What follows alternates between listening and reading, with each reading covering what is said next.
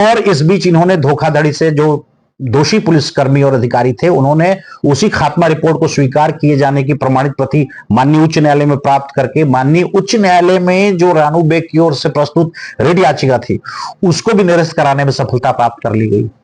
तो आप समझें कि हर फील्ड पर, हर स्टेप पर और हर स्तर पर इन लोगों ने धोखाधड़ी और चालबाजी करके इस गंभीर जघन्य हत्याकांड को पचा लिया है।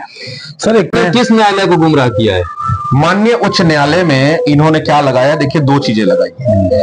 पूर्व गृह मंत्री राम सेवक पैकरा जी, कमल भान सिंह जी पूर्व सांसद, प्रबोध मिंज जी पूर्व महापौर, अनिल सिंह मेजर प्रदेश कार्यकारी समिति सदस्य भाजपा के, ये जो है आपकी पूरी की पूरी इन्होंने सारे बयान लिए और इन्होंने भी कहा है, सिर्फ हम लोगों ने, पब्लिक ही नहीं कह रही थी, कि अपने जांच रिपोर्ट में इन्होंने दिया कि पंकज की मौत पुलिस के टॉर्चर से हुई है।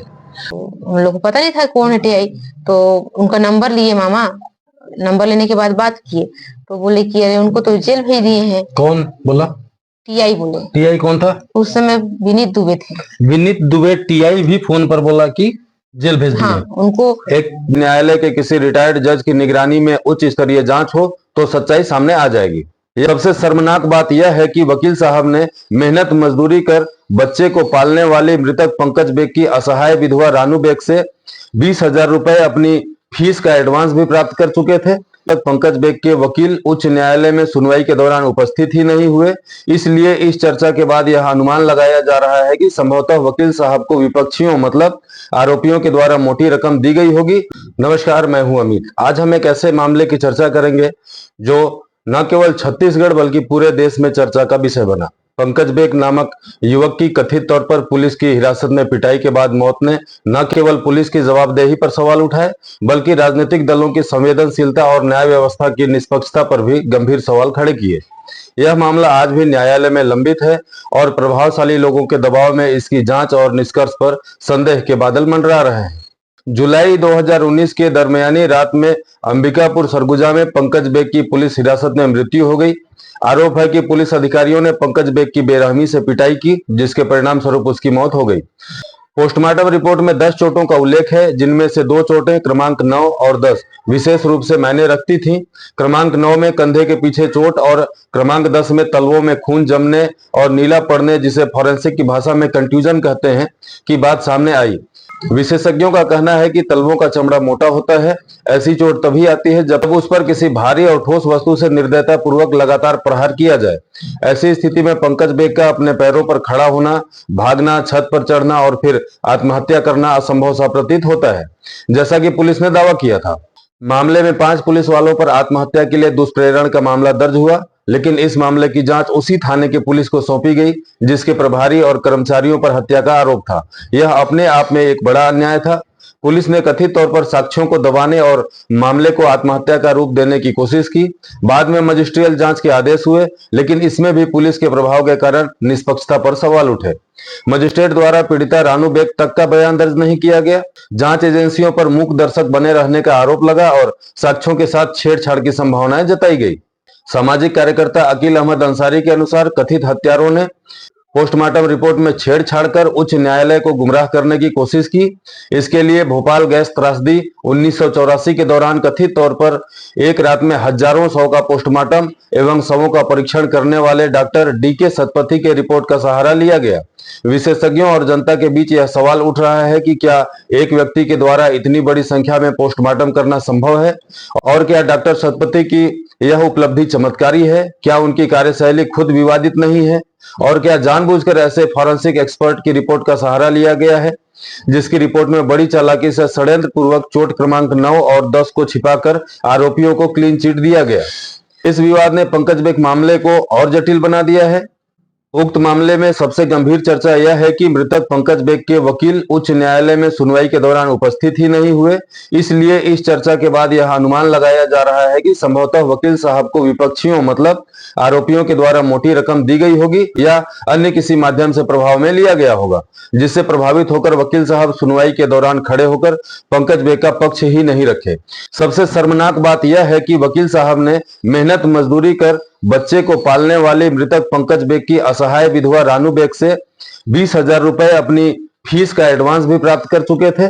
इसलिए यह मामला कुछ वकीलों की नीचता का भी एक जीता जागता उदाहरण के तौर पर चर्चित है। 2019 में जब यह घटना हुई, छत्तीसगढ़ में कांग्रेस की सरकार थी। विपक्षी दल भारतीय जनता पार्टी ने इस मामले को जोर शोर से उठाया और इसे कस्टोडियल डेथ करार दिया।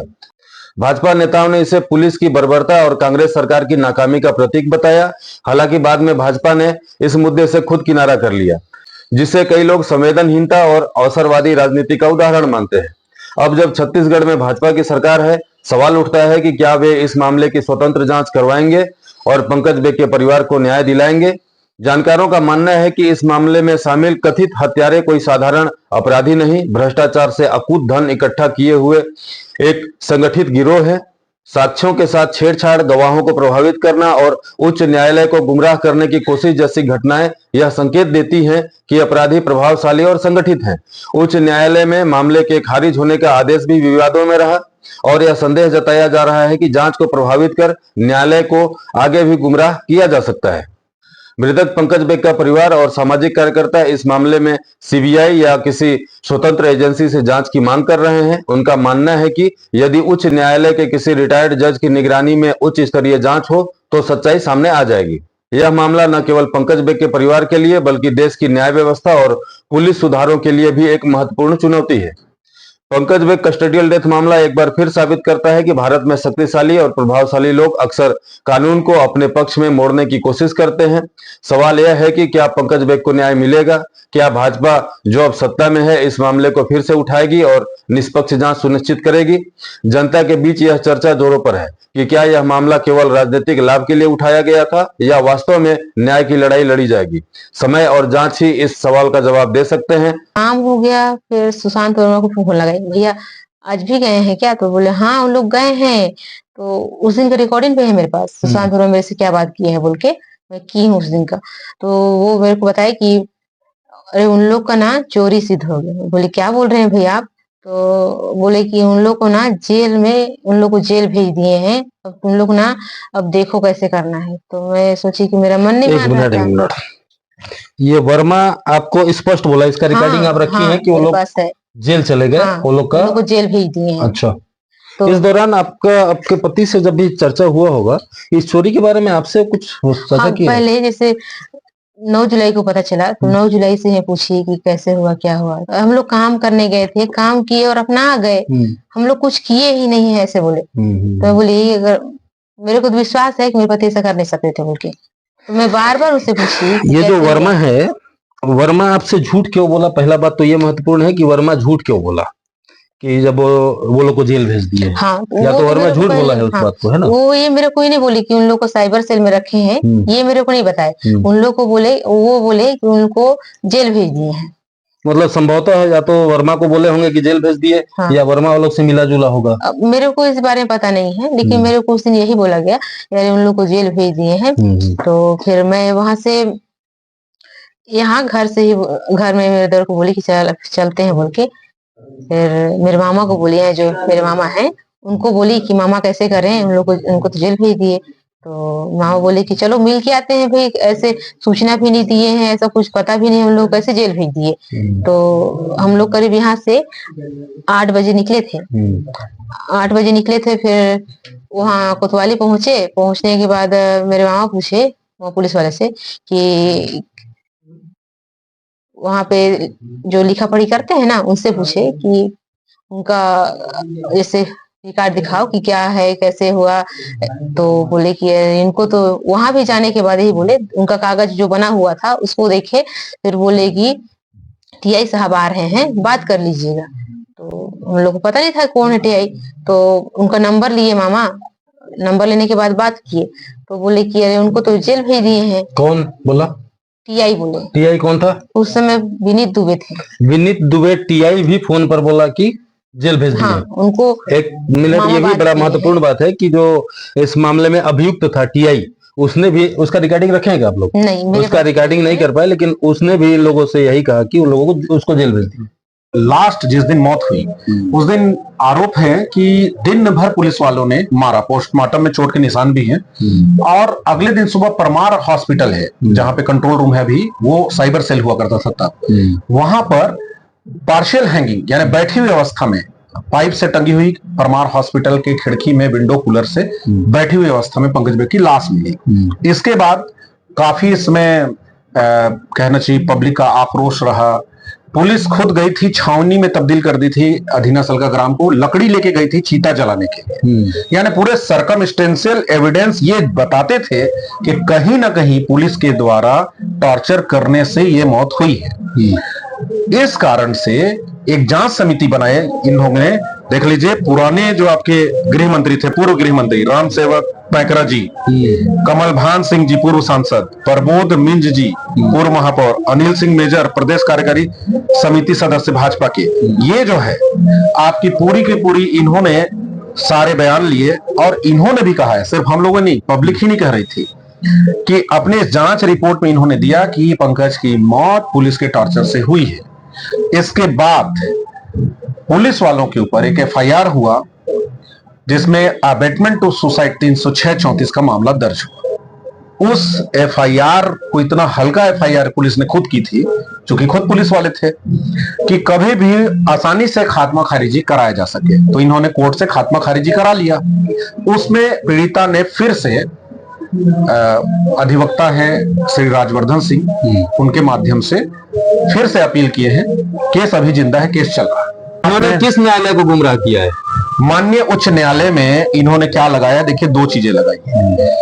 ये बताने के लिए पुलिस साफगोई तरीके से कि चलो भाई ठीक है, अंबिकापुर में हमारा कस्टोडियल डेथ हुआ है, तो यहाँ के फॉरेंसिक एक्सपर्ट की राय को ना मानते हुए हम अन्यत्र दूसरे राज्य से किसी प्रसिद्ध ऑटोप्सी करने वाले डॉक्टर से, हम सर्जन से करा करके आपको दे रहे हैं रिपोर्ट को। ठीक है, मतलब एटॉप्सी करा के नहीं, एटॉप्सी की जो रिपोर्ट है, साधारण भाषा में बताओ, पोस्टमार्टम की रिपोर्ट को ये भेजे किससे, राय लेने के लिए डॉक्टर डीके सतपति से। तो लेने भेजे, तो आपके सामने दिखा रहा हूं मैं कि 1 से लेकर के 10 प्रकार की चोट है। तो ये जो डॉक्टर सतपति ने रिपोर्ट दिया है, ये देखिए कितनी चालाकी से 1 से 8 तक की रिपोर्ट तो उन्होंने एकदम एग्जैक्ट लिखा है। ठीक है, लेकिन 9 नंबर आप खुद देख लीजिए, अपने स्क्रीन में आप दिखा देंगे। 9 नंबर में चोट की जगह लिखा all the organ were found normal and congested and he expressed his opinion that death was due to asphyxia। और जबकि एक्चुअल पोस्टमार्टम रिपोर्ट जो है वो क्या कहती है कि इसमें superficial graze abrasion present on the right scapular region, यानी कि ये जो पीछे चोट लगा है इसको बदल दिए। दूसरी बात, चोट क्रमांक 10 का क्या बोलता है actual postmortem report, planter surface of both the right and left foot show contusion, यानी उसके पैर के दोनों तलवे में नीली चोट थी, कंट्यूजन था। इसकी जगह क्या लिखते हैं 10वें में, viscera whether and clothing were preserved including blood, videography has been done on और नॉट इज नॉट क्लियर। ठीक है, ठीक है, छोटे अक्षरों में, मतलब ये चोट नहीं है, ये ऐसे उठा के इधर से उधर कुछ भी टेक्स्ट डाल दिए हैं, साफ दिख रहा है आपको। ये साफ से बता रहे, मेरे पास एक पोस्टमार्टम रिपोर्ट आया है जिसमें 1 से लेकर 10 तक की चोट की निशान है। तो कितनी स्मार्टली, अब मैं नहीं कह रहा हूं कि डॉक्टर डीके सतपति ने बदला है कि पुलिस वालों ने उनको गुमराह किया है, मुझे नहीं पता, लेकिन इन्होंने अपने पोस्टमार्टम रिपोर्ट इसमें महत्वपूर्ण बात यह है कि वो सतपति या पुलिस को किनारे करते हैं, मिलॉर्ड के सामने तो ये चीज गया होगा ना। अब भाई देखिए, वो तो वकील को चाहिए कि वकील इस बात को दिखाएं, और बहुत ही विद्वान जज होते हैं कि हत्या या किसी भी ऐसे मामले में जिसमें किसी मृतक या किसी आहत को चोटें आई हैं, उसमें मृतक है तो पोस्टमार्टम रिपोर्ट और आहत है तो एमएलसी बहुत महत्वपूर्ण भूमिका होती है उसकी। क्योंकि अगर आई विटनेस या संबद्ध विटनेसेस ये कहते हैं कि उसने इस हथियार से मारा है, इस तरीके से मृतक को मारा, इस पद्धति से आहत को चोट पहुंचाई गई, उसका जब कॉरोबोरेशन, संपूर्ण उसका समर्थन मेडिकल साक्ष्य से होता है, तब कोर्ट के समक्ष उसकी विश्वसनीयता आती है। तो अगर पोस्टमार्टम रिपोर्ट को ही खराब कर दिया जाए, अगर एमएलसी को ही गड़बड़ कर दिया जाए, उसी में धोखेबाजी कर दी जाए, गड़बड़ी कर दी जाए, तो कहां से लोगों को न्याय प्राप्त हो पाएगा, कहां से न्यायाधीश भी उस सच्चाई तक पहुंच पाएंगे, क्योंकि न्यायाधीश भी तो उस पोस्टमार्टम रिपोर्ट से बंधे हुए हैं। तो यहां इस मामले में गड़बड़ी शुरू से हुई, जबकि पोस्टमार्टम किसी निष्पक्ष संस्थान से नहीं कराया गया, कम से कम 4 डॉक्टरों की टीम के द्वारा किया जाना चाहिए था। और जो जिले के प्रमुख मुख्य चिकित्सा अधिकारी हैं या सिविल सर्जन होते हैं, उनसे ऊपर जो अधिकारी होते हैं, उनसे, उनके सुपरविजन में, उनके निर्देश पर, उनके समक्ष पोस्टमार्टम होना चाहिए था। और उस पोस्टमार्टम की टीम के द्वारा संयुक्त ओपिनियन दिया जाना चाहिए था या पृथक ओपिनियन दिया जा सकता था। अगर कोई उसमें से कोई चिकित्सक उस टीम में शामिल सहमत नहीं हो तो उनके द्वारा अपना पृथक ओपिनियन भी दिया जा सकता है। ऐसा न्यायपालिका में भी होता है। एक डाइवर्जेंट व्यू अगर किसी न्यायाधीश का होता है तो वो अपना अतिरिक्त अलग से फैसला सुनाते हैं। तो ये सब संभावनाएं थी, लेकिन तब जबकि निष्पक्षता की चाह हो, जब न्याय की चाहत हो, न्याय लोगों को दिलाने की मंशा हो और किसी पीड़ित को न्याय दिलाना अगर कोई सच्चे मन से सोच ले तो न्याय दिलाने में कोई बाधा नहीं है, कोई दिक्कत नहीं आती। लेकिन सही मनस्थिति से और सत्य विचार से वो कार्य होना चाहिए, वो नहीं हुआ इस मामले में। ना पोस्टमार्टम सही की गई, ना जुडिशियल इंक्वायरी सही की गई, ना निष्पक्ष इंक्वायरी की गई, और यहां तक कि खारिजी के मामले में भी बहुत महत्वपूर्ण साक्ष्य को उपेक्षित किया गया, जिसे हमने उच्चतम न्यायालय में चुनौती दी है, जैसा मैंने कहा। और इस बीच इन्होंने धोखाधड़ी से जो दोषी पुलिसकर्मी और अधिकारी थे, उन्होंने उसी खात्मा रिपोर्ट को स्वीकार किए जाने की प्रमाणित प्रति माननीय उच्च न्यायालय में प्राप्त करके माननीय उच्च न्यायालय में जो रानू बेग की ओर से प्रस्तुत रिट याचिका थी उसको भी निरस्त कराने में सफलता प्राप्त कर ली गई। तो आप समझें कि हर फील्ड पर, हर स्टेप पर और हर स्तर पर इन लोगों ने धोखाधड़ी और चालबाजी करके इस गंभीर जघन्य हत्याकांड को पचा लिया है। सर, एक